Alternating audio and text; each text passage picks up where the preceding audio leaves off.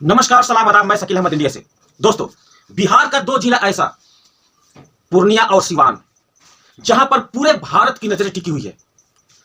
एक तरफ पप्पू यादव जो पूर्णिया से चुनाव लड़ने वाले हैं निर्दलीय, और एक तरफ हीना साहब जो अपनी विरासत की लड़ाई निर्दलीय लड़ने जा रही है सिवान से।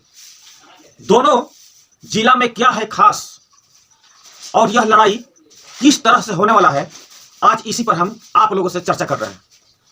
दोस्तों, पूर्णिया में बीमा भारती, पप्पू यादव और एनडीए के बीच त्रिकोणीय मुकाबला। पप्पू यादव को साजिश के तहत कांग्रेस में शामिल कराया गया।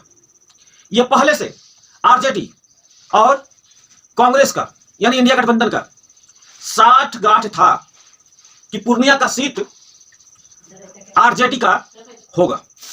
आरजेडी का कैंडिडेट पूर्णिया से खड़ा होगा जो इंडिया गठबंधन के साथ में है, और पप्पू यादव को दरकिनार करने के लिए कांग्रेस में जन अधिकार पार्टी का विलय कराया गया, और फिर वहां से बीमा भारती को टिकट दे दिया गया। जब राहुल गांधी रैली किए थे और उनकी रैली पूर्णिया में जब गई थी, भारत जोड़ो यात्रा, भारत जोड़ो न्याय यात्रा, तो राहुल गांधी ने पप्पू यादव का भी नाम लिया था कि पप्पू यादव यहां पर बहुत मेहनत किए हैं और इनकी मेहनत रंग लाएगी। इस विश्वास पर पप्पू यादव कांग्रेस में अपने पार्टी का विलय कर दिए, और उनको यह मालूम था कि यहां से चुनाव मैं ही लड़ूंगा।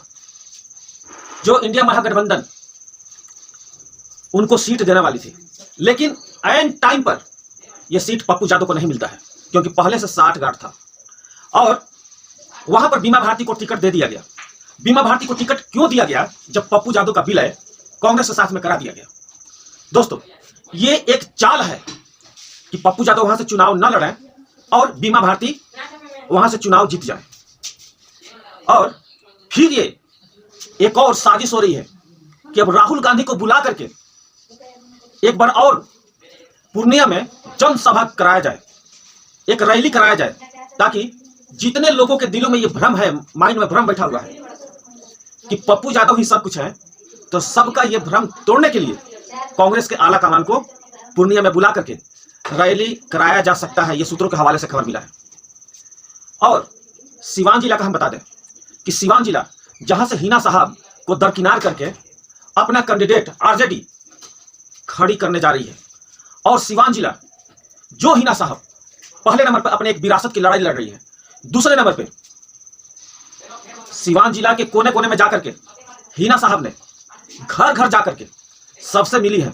अगर पूरे साल, 2 साल, 3 साल, 4 साल से ये हीना साहब का डेली का यही नियम है, तो उनकी ये मेहनत रंग लाएगी। लेकिन ऐन टाइम पर हीना साहब के साथ में धोखा दिया जा रहा है, दरकिनार कर दिया गया।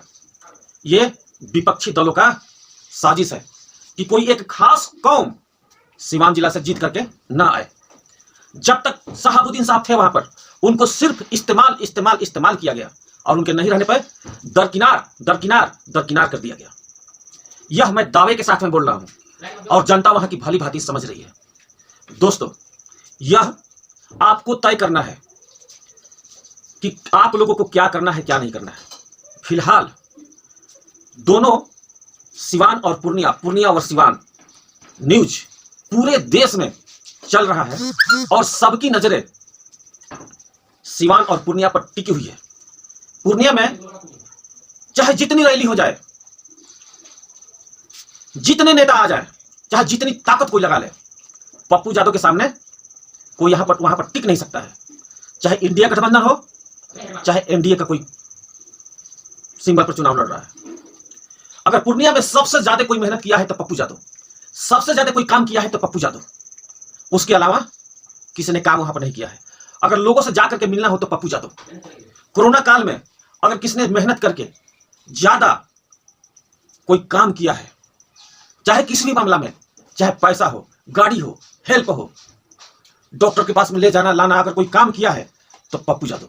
अगर कोई कंधे से कंधे मिला करके पूर्णिया में चला है, पूर्णिया के अलावा और जिला में भी, तो पप्पू यादव। और उसी पप्पू यादव को साजिश के तहत कांग्रेस में विलय कराया गया, और इनका पहले से तय था कि वहां से कांग्रेस का कैंडिडेट कोई खड़ा नहीं होगा, कैंडिडेट खड़ा होगा तो आरजेडी का, और पहले से तय होने के बावजूद साजिश के तहत पप्पू यादव को वहां से विलय करा करके आरजेडी का टिकट दे दिया गया बीमा भारती को। वही हाल आज सिवान जिला में हुआ है, जिसने पूरे साल 10 साल मेहनत किया और जो शहाबुद्दीन साहब की विरासत है उसकी लड़ाई जो लड़ रही है और हर एक घर में जाकर के मिलना जुलना का कोई काम किया है, वो है हिना साहब। उनको भी दरकिनार कर दिया गया। जनता भली भांति समझती है कि जनता को क्या करना है क्या नहीं करना है, लेकिन आने वाला समय बहुत जोरदार मुकाबला होने वाला है। इस बार का चुनाव बहुत उलट फेर होने वाला है।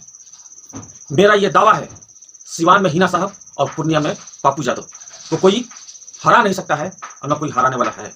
पहले का टाइम गया, 3 बार सिवान से हारने के बाद इस बार बहुत उलट फेर होने वाला है।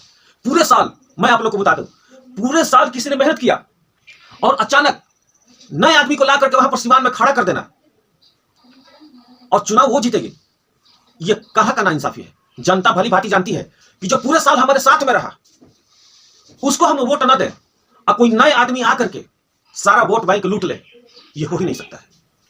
आप लोगों की क्या राय है कमेंट में जरूर बताइएगा। नमस्कार, सलाम आदाब, मैं शकील अहमद इंडिया से। आप लोग देख रहे हैं रफ्तार न्यूज इंडिया। अगर अभी तक हमारे चैनल को सब्सक्राइब नहीं किए हैं तो कृपया सब्सक्राइब कर दीजिएगा।